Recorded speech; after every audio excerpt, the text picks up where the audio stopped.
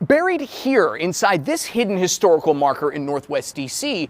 is the man credited with starting Memorial Day. We're at the Soldiers and Airmen's Home National Cemetery, standing in front of the mausoleum of General John Logan. On May 5th, 1868, Major General John Logan issued an order that would shape the future of one of our country's most impactful holidays. He established General Order Number 11, which established Decoration Day, which we now know as Memorial Day. That's Arlington National Cemetery historian Timothy Lawrence Frank, who gave me an exclusive peek inside General Logan's mausoleum. We only open this once a year on Memorial Day. Arlington National Cemetery actually oversees upkeep of the Soldiers and Airmen Cemetery, which is why I'm talking to Tim.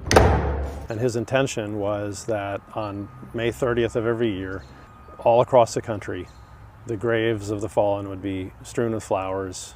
They did speeches, and we'd remember all of those who fell during the Civil War. Tim told me that before the Civil War, only a small number of armed services personnel were buried here. But after the U.S. government offered up acres of this land as a burial site for fallen Civil War soldiers, the sheer number of casualties caused the cemetery to run out of space by 1864. And that's when burials began at the much larger Arlington National Cemetery across the Memorial Bridge. General Logan's order establishing Decoration Day came just 4 years after Arlington National opened. We also credit Decoration Day as really establishing Arlington National Cemetery as the premier national cemetery. We started seeing generals, admirals, members of Congress who had served, Medal of Honor recipients who had served, officers wanting to be buried at Arlington National Cemetery. If you're wondering why such an important figure like General Logan was buried here rather than, say, at Arlington National, Tim says the story's a little complicated, but ultimately what it boils down to is that this was nearer to where his wife lived when he passed away in 1886. This Norman Gothic-style mausoleum, adjusted for inflation, is worth more than $500,000 today. But beyond being an intricate historical structure with a neat backstory, it serves as an enduring reminder of the man who started the tradition of remembrance on Memorial Day as we know it. In the district, Matt Kaufax, WTOP News. For more stories like this, download and listen to WTOP Radio on our app or tune in to 103.5 FM.